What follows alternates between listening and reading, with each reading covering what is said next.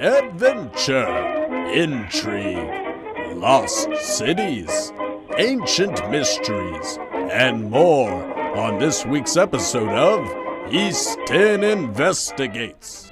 Ladies and gentlemen, welcome to the East10 Outpost. I'm Cody, and I'm going to be your guide into this week's investigation into proof of ancient advanced technology. Now, when I say proof of ancient advanced technology, what comes to mind for you? Is it something fantastic like a flying pyramid, or maybe even something more practical like the Baghdad battery? No, what if I told you there's something far more mundane and readily available all around the world that has the ability to potentially rewrite history as we know it? Well, what am I talking about? I'm talking about ancient vases. That's right, these little guys have been spread all around the world in the antiquities market, but they possess the power to literally rewrite our understanding of the ancient world and their capabilities. So stay tuned, buckle up, and get ready as we take a look at irrefutable proof of ancient advanced technology.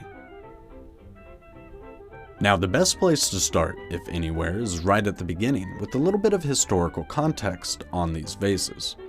See, over 40,000 of them, some estimates say upward of 60,000 of them, were recovered from the step pyramid of Djoser.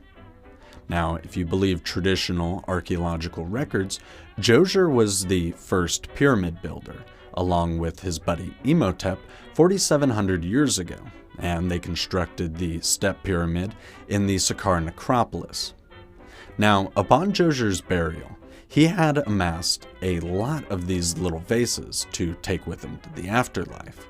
And with a person like Imhotep in your corner, no doubt you would have a pretty good understanding of sacred geometry and how incredible these little vases are. So it's no wonder he would want to take as many of them as he could get his hands on with him to the afterlife. Now, it wasn't until Flinders Petrie took notice of these little vases that they started to get the attention they deserve again. So let's fast forward now to 2022 and take a look at where the ball got picked up at. Now, fast forward to the modern times, and these vases were still being noticed by discerning eyes, and one of those discerning eyes was Alex Dunn. Alex is the son of Chris Dunn, who is a famed author, engineer, and alternative thinker. And Alex and his team of professional metrologists decided to get their hands on one of the vases and have them scanned using the finest precision equipment available today. I'm talking about equipment that checks the precision of things like Rolls-Royce and fighter jets to make sure the parts are calibrated and as precise as they can be. These machines have the ability to measure perfection to an incredible degree of accuracy.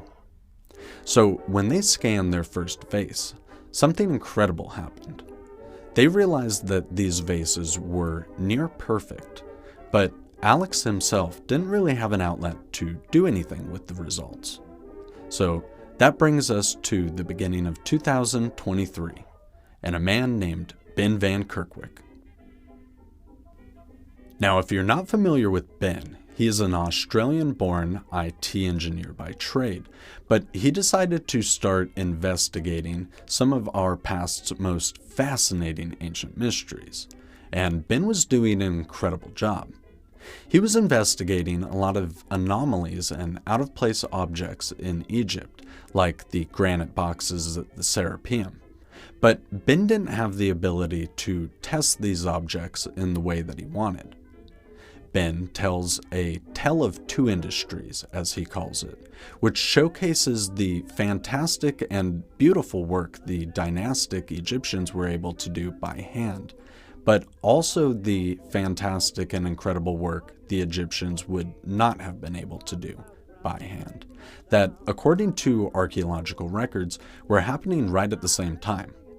Something doesn't add up, and Ben has definitely been making that case for many years.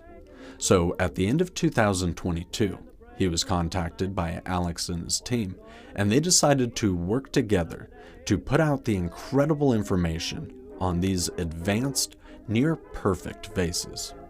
And so it was that an almost perfect A-team of individuals had been assembled for what they would call the Scan Vase Project. They would go on to publish results that were startling, even by modern-day comparisons. See, even with our most advanced precision lathes, we would still have an issue producing vases made of hard stone to this quality. And that's the thing to consider here. These vases are made out of hard stone, oftentimes registering very high on the Mohs scale. And these vases show a level of precision perfection with less than a human hair's worth of error. That's right, we're talking 1/10,000th of an error rate. That's pretty remarkable, especially considering the machines to create that in modern times have only existed since about the 70s and 80s. But the argument was still being made that the provenance of this vase could not really be proven, and therefore it could be a modern-day reproduction. While that's a bit of a weak argument, in the course of scientific discovery, all arguments must be considered valid. So, if we consider that perhaps this is a modern-day reproduction, and this particular vase can't be trusted, then what do we do? Well, bring in the final piece of the puzzle, Matt Beals.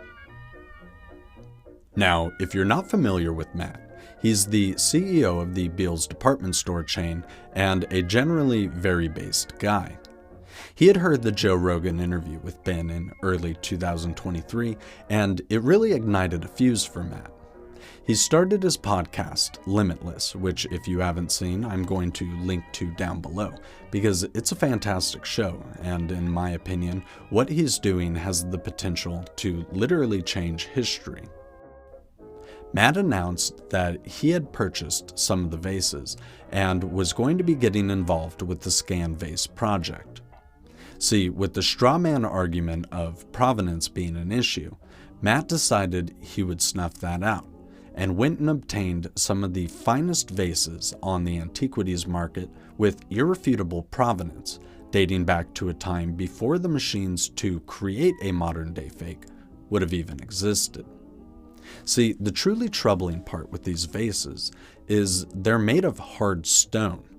They're not made of glass or pottery, but out of oftentimes granite diorite, which ranks very high on the Mohs scale. And so when Matt had these vases scanned, what it showed was truly incredible. Let's take a look at some of those results now.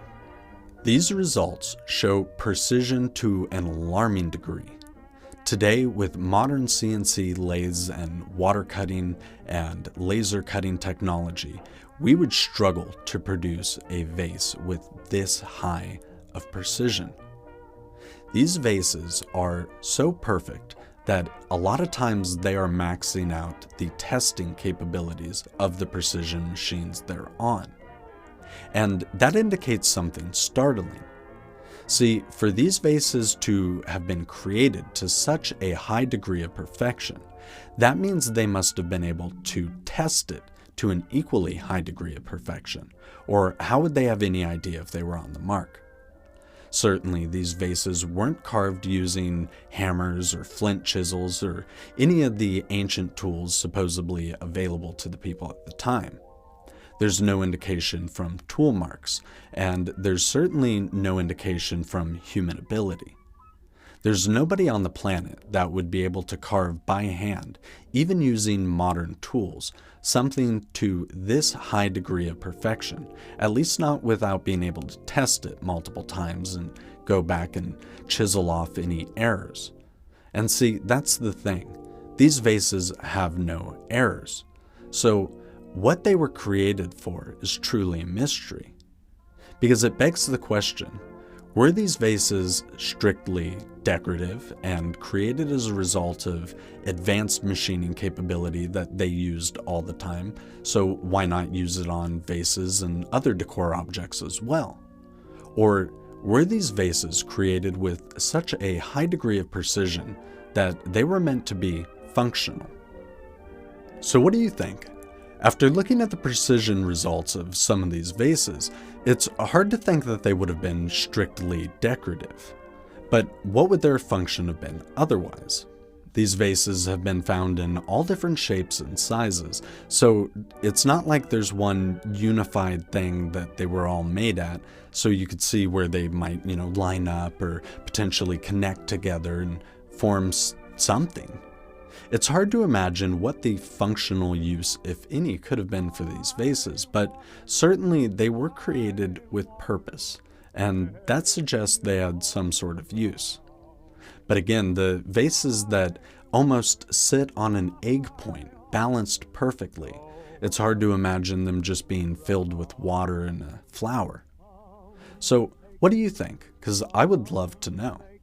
Tell me in the comments below what you think these might have been used for, if anything at all. And what do you think about the results that you've seen? Does this prove to you ancient advanced technology? Because it certainly does to me. These people were able to construct things to an alarming degree of precision, and even though we see that all over the world, it's in these little vases that we're able to truly start testing it and proving it with publishable results that can be scientifically tested. These results can be looked at by any mathematician or metrologist. They can be even 3D printed. Those specs are available on Ben's website, which I'll link to down below.